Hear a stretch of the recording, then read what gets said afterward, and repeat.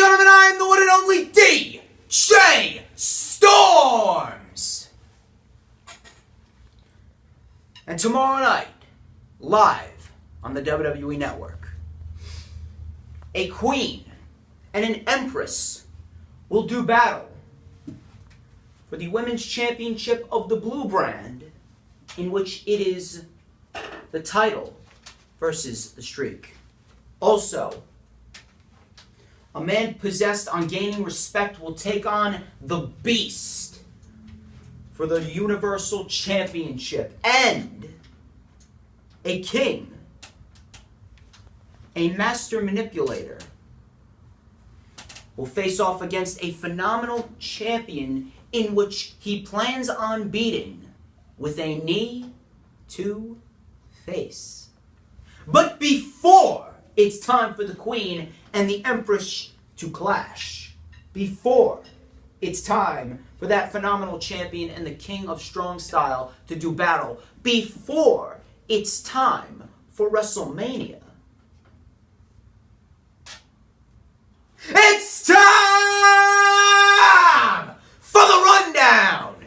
Thank you guys so much for tuning in to yet another video right here on YouTube.com. As of course you already know who I am, Mr. Controversy, and the operator of the best damn Twitter handle known to mankind. And this is the official rundown for WrestleMania 34, the very first ever rundown being done for a WrestleMania.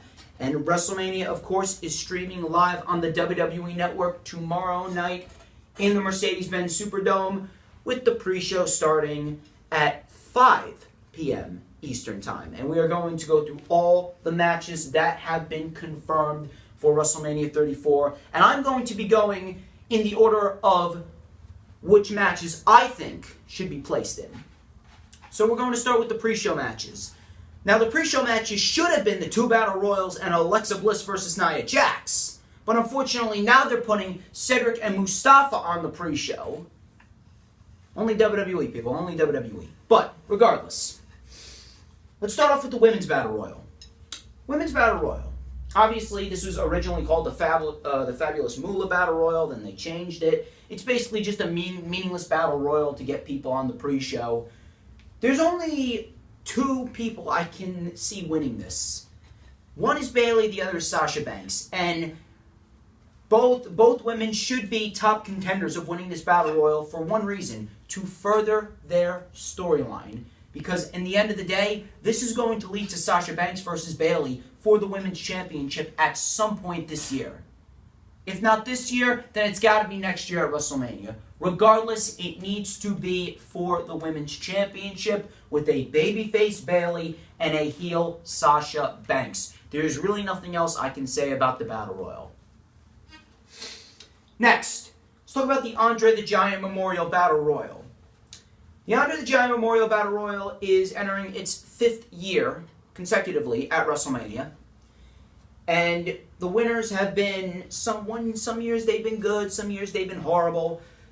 Ultimately, I believe that this Battle Royal should be used to boost someone else's career. There are 3 contenders that I can see winning this Battle Royal. Number 1 is Elias, if he's not performing a concert with The Rock. Number 2 is Woken Matt Hardy, obviously, because the Woken Universe is wonderful. I had to get that one in there. And 3 is an NXT guy. They did it with Corbin.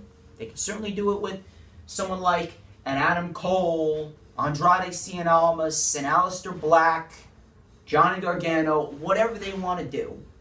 But if it was up to me, I would go with Elias. I would go with Elias based on what Elias has been through over the course of the last year and how he's really grew as a competitor and how he's basically captivated audience wherever he goes. It would really make the most sense for Elias to win because it could boost his career, possibly catapult him into a mid-card title opportunity in the future. If they want to go with Woken Matt Hardy, obviously it would give Matt Hardy a lot of popularity. They go with an NXT guy, it would be a great way to introduce them to the WWE Universe, just like they did with Baron Corbin. But ultimately, I think Elias is the best decision as we speak. So Elias to win that Battle Royal. Now, let's talk about the Cruiserweight Championship match. One of the matches that I believe has the potential of being a show stealer. Cedric Alexander and Mustafa Ali have really shown a lot of growth during this tournament, and I couldn't be more proud of both men for what they've accomplished. Cedric Alexander is, without a doubt, one of the top workhorses on 205 Live. Mustafa Ali, he's the AJ Styles of 205 Live. It's pretty self-explanatory. This match is going to be great. If Buddy Murphy and Kalisto put on a great match in Nashville and they were chanting "Fight Forever" in 205, imagine what Cedric and Mustafa can do in New Orleans for the Cruiserweight Championship. You give those guys 15 minutes, they can definitely put on a show stealer, whether it's on the pre-show or the main show. I think it should be on the main show, based on how great the tournament has been on 205 Live, but they're putting it on the pre-show. Vince McMahon's decision, obviously. If I was to pick a winner, this is actually a very tough match to call, because both men have the potential of winning based on the way that they've been booked in the tournament and their rise to superstardom. But if I was to go with one person here, I would go with Cedric Alexander, based on the fact that Cedric has been shafted his entire career since he got to Monday Night Raw and since he got to 205 Live. He's a 205 Live original, and he had one of the best matches of the Cruiserweight Classic with Kota Ibushi. He deserves to be Cruiserweight Champion. He deserves to have a lengthy reign as Cruiserweight Champion, and you can give Mustafa Ali the title at SummerSlam. If you want to throw a couple of challengers at Cedric, I would suggest Buddy Murphy, based on what Buddy Murphy has been doing these last couple of weeks on 205 Live. Buddy Murphy has to be considered one of the top contenders to face Cedric Alexander once he wins the Cruiserweight title at WrestleMania 34. Now, I'm not going to be mad if Cedric doesn't win, because I am probably one of the biggest Mustafa Ali fans you will find. But, you know, I would really like to see Cedric win based on what he's doing and how loyal he's been to 205 Live. He really deserves his moment. So I predict Cedric Alexander is going to win the Cruiserweight Championship. Let's talk about the main show. Let's kick off the main show part with the Raw Women's Championship match, since this is probably going to be the worst match on WrestleMania's card. Alexa Bliss versus Nia Jax, built out of something similar to 13 Reasons Why, rather than actually building it off of who is the best women on the roster. I mean, seriously, you're going to have Alexa Bliss talk about Nia's body fat and body shame her when you have Bayley and Sasha Banks, two women who have really been carrying the Raw Women's division ever since the draft. Ever since the draft, they have been carrying that Raw Women's division. Why wouldn't you want to give them a championship match? Did you see what they did in Brooklyn? Did you see what they did at NXT TakeOver Respect? Sasha Banks and Bayley, they work so well together on Monday Night Raw. They work so well together no matter where they are, no matter what they do. Anytime you have them together, it equals a great match, it equals great storytelling, and you could have a great feud. But no, you want to go with Nia Jax and Alexa Bliss when A, Nia has done nothing to deserve this opportunity, B, Alexa Bliss has been a horrible Raw Women's Champion, and C, what is this going to do for the title in the scheme of all things? It's going to do absolutely nothing for the Raw Women's title. Meanwhile, if you had Sasha Banks and Bayley, it would really boost the prestige of the title. There's only two ways this match is going. Either Nia Jax is going to absolutely destroy Alexa Bliss, or Alexa Bliss and Nia Jax are going to get cashed in on by Carmella. Carmella goes to Raw as Raw Women's Champion. Asuka goes to SmackDown as SmackDown Women's Champion. You can have an unofficial draft for both women. I would go with the Carmella incident. She cashes in, does the same thing that Seth Rollins did, and she becomes the new Raw Women's Champion. Moving on to the United States Championship Fatal 4-Way match. Randy Orton defends against Bobby Roode, Jinder Mahal, and Rusev. I would much like to see Rusev win this match based on the way that he's been portrayed. He was put in this match due to his recent boost in merchandise sales. Why wouldn't you want a man like Rusev holding the United States Championship? With Rusev holding the U.S. title, one of the most over people in the company right now. And then obviously, you got Shinsuke Nakamura as WWE Champion, Usos as Tag Team Champs, and Asuka as a SmackDown Women's Champion. That's a damn good championship lineup for SmackDown Live right there. Rusev is one of those pillars.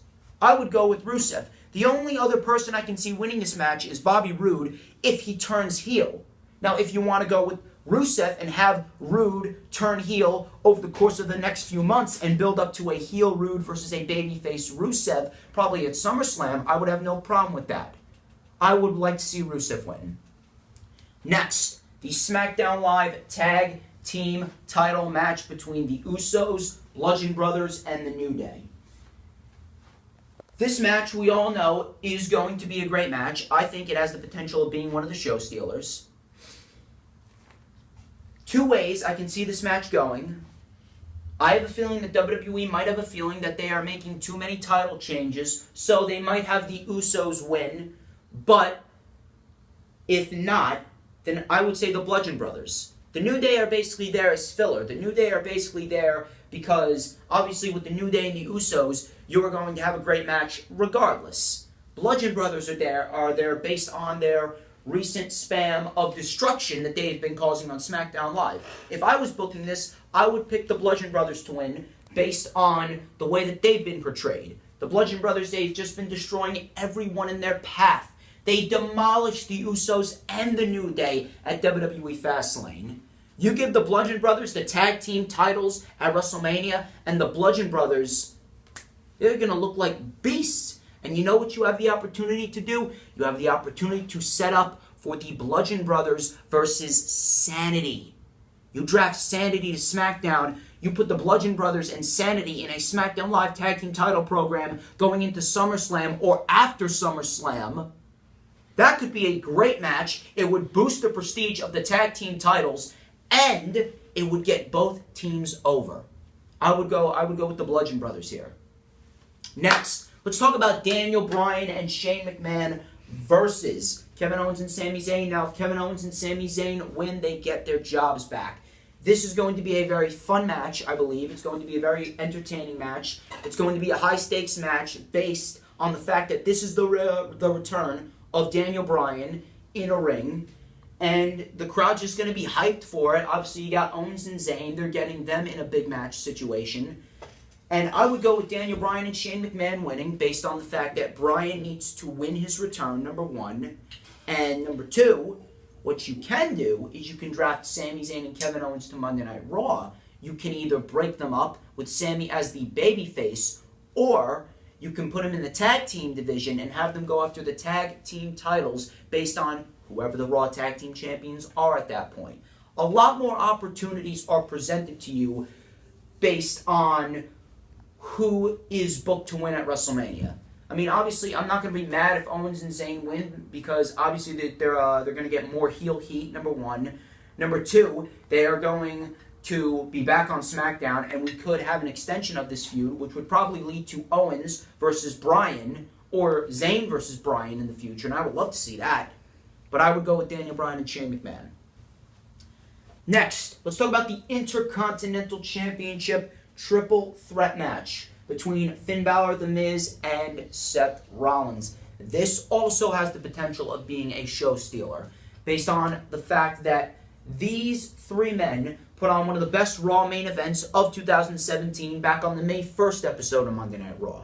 Obviously, you got Seth Rollins and Finn Balor, two of the hardest working individuals on Monday Night Raw. Obviously, you got The Miz, who is a top-tier heel. Obviously, I have not been liking what The Miz has been doing as of lately, but regardless, he's the Intercontinental Champion, and he still puts on great matches. So, if I was booking this match, I would have them go out there for 15 to 20 minutes, basically just tear the house down with whatever they got to do. I would have a lot of cool spots, obviously, because a triple threat match, no triple threat match that I've seen has ever been bad. But obviously you're going to have the big spots. Obviously you're going to have the close near falls.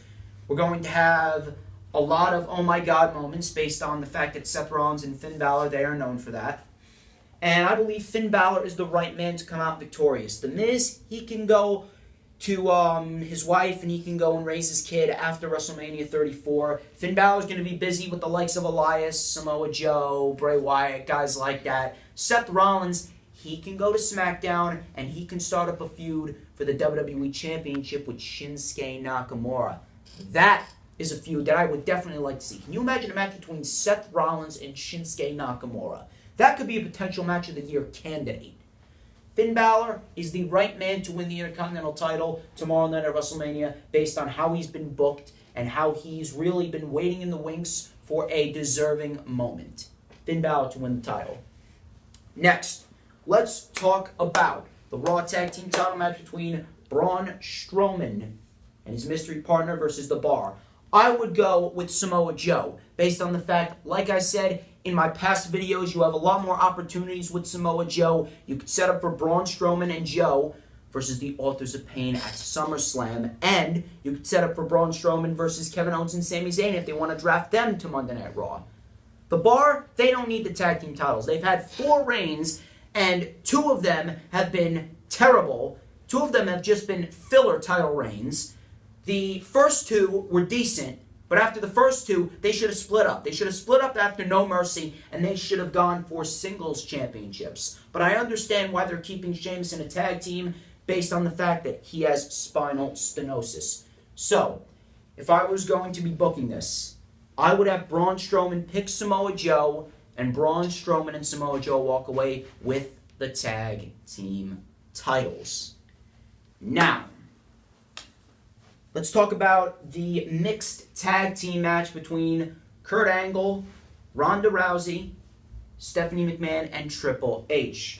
Obviously, they are putting this match together based on the fact that they want a big money match for Ronda Rousey. It gets Triple H and Kurt Angle on the card. No one gives a shit about Stephanie McMahon. But regardless, it should be a rather interesting match. I would like to see how Ronda Rousey does in a WWE ring. I would like to see if the training truly paid off. I am very interested to see what they do with Kurt Angle and Triple H. I would like to see a couple of cool spots with Kurt Angle and Triple H. Nice little nostalgic moment. And I would really love to see Stephanie McMahon beg, plead for mercy, and squirm around as Ronda Rousey rips her arm off. Because whether you like it or not, yeah, Steph is one of those types of characters where she really keeps kayfabe alive. There's not really a lot of people that can keep kayfabe alive. Tommaso Ciampa has done it in NXT. Aleister Black has done it in NXT. But Stephanie McMahon's really been that one true figure on the main roster that has really stuck to her role, and she is really good at making people hate her. So I cannot wait to see how the mixed tag team match goes. Obviously, there is no way Ronda Rousey is losing this match. No way Ronda Rousey is losing this match. So, obviously, I'm going to be going with Kurt Angle and Ronda Rousey, with Ronda Rousey making Stephanie McMahon tap out. You know what? We might as well just get this out of the way. Let's talk about Roman and Lesnar. This horrendous build. Horrendous build with nothing behind it but to get Roman Reigns over. And let me tell you something. I was reading a report that apparently Vince McMahon has already decided to make Roman Reigns and Brock Lesnar the main event of WrestleMania. Why? You're just going to get a 7 to 8 minute sprint in which there's going to be nothing but suplexes, Superman punches, F5s, and spears. You know something? Before this match starts, I'm going to turn it off, and I'm going to take a shit, brush my teeth, wash my hands, walk my dog, mow the lawn, scrape the driveway, clean my kitchen, anything but watch the match. Because the match is going to be terrible based on the fact that Brock Lesnar has become even more lazy, and 2, the fact that the majority of the people do not want to see Roman Reigns. He is not a draw, no matter how much you want to admit it, you Roman Reigns fanboys. I swear, every single time I'm on Twitter, I have people who, deadass, they have Roman Reigns posters plastered all over their wall. And they think that Roman Reigns is a draw, that he's a good wrestler, he has a good character. Wrong, and wrong. They honestly, they have bird shit for brains. Bird shit for brains. I don't even care. Roman Reigns is going to win. Good, great, grand. And after the match, I'm going to tweet that it was a complete embarrassment to WrestleMania. And the company should be ashamed to call themselves a wrestling company. Now, moving on before I pop a vein in my head. Let's talk about The Undertaker versus John Cena match. Obviously, we know that it's going to happen. I predict that The Undertaker is going to be coming out as the American Badass. And The Undertaker is going to challenge Cena to a match. And I would really like to see The Undertaker win. I would like to see The Undertaker win. I would like to see him retire on a win. And I would like to see a damn good match with Cena. Supposedly, he got the hip surgery and he's ready, from what I heard. I'm not sure how true it is, but supposedly he did get the surgery. I hope to have a fun time watching the match, and I hope that The Undertaker gets the victory and The Undertaker retires at WrestleMania 34 with his head held high. Now, moving on to Charlotte and Asuka. This is a very, very, very, very, very interesting women's match. I am very much looking forward to what those two women do based on what Charlotte has done in the past and the way that she has carried herself, the way that she has really presented herself, and the way that she performs in the ring. She's done a very good job at portraying that heroic babyface type character, something that Roman Reigns could really take under his belt. Could take lessons from Charlotte on how to be a believable babyface. Charlotte has done a very good job at really bringing prestige to her name and the title itself. Asuka, she's self-explanatory. She's been doing a damn good job with the undefeated streak. It is a dream match of many sorts, and I can't wait to see how it turns out. I think it's going to be a very good match, and I think that Asuka is going to come out victorious. Asuka is going to continue her undefeated streak. She's going to go to SmackDown Live, and I can definitely see Asuka facing off against Ember Moon for the SmackDown Women's Championship in next year's WrestleMania. Let's talk about the match that should be the main event. Should be the main event. Vince McMahon. AJ Styles versus Shinsuke Nakamura. The real main event. The main event that the majority wants. The main event that embodies WrestleMania. And I don't care what anyone else says. This match has been a long time coming for both AJ Styles and Shinsuke Nakamura. I think it is going to be a fantastic match, and it does have the potential of being a show stealer. AJ Styles and Shinsuke Nakamura, they're going to tear it up night in and night out, and I can definitely see Shinsuke Nakamura coming out victorious. I can definitely see Shinsuke Nakamura winning the match with a Kinshasa, a knee to face. It's probably going to take more than one based on how AJ Styles has been booked. But nevertheless, it's going to be a very good match, and I am very much looking forward to see how they book AJ Styles after this match, because Shinsuke is going to be busy on SmackDown with the title. I would like to see AJ go to Raw, possibly challenge for the Intercontinental Championship. I would love to see AJ and Balor one more time. The match they had at TLC was fantastic. They can certainly do it again, this time for the Intercontinental Championship. AJ Styles can get his long-deserved moment of main eventing WrestleMania with that championship. Shinsuke Nakamura is going to defeat AJ Styles and become the new WWE Champion. Now, ladies and gentlemen, that wraps up this edition of The Rundown. I would like to thank each and every one of you who tuned into this video. Do not forget to follow me on Instagram and Twitter at the DJ Storms. Do not forget to check out the Lightning Flash update, which I posted yesterday. Do not forget to check out the rundown for NXT TakeOver New Orleans, which I posted on Thursday. That's coming up tonight. NXT TakeOver New Orleans. That's happening tonight at 8. And do not forget to check out the exclusive Eye of the Storm interview show with Gunner Trash, which I posted on Wednesday. And ladies and gentlemen, I'm DJ Storms, and this has been The Rundown. Thunder! It's time to celebrate!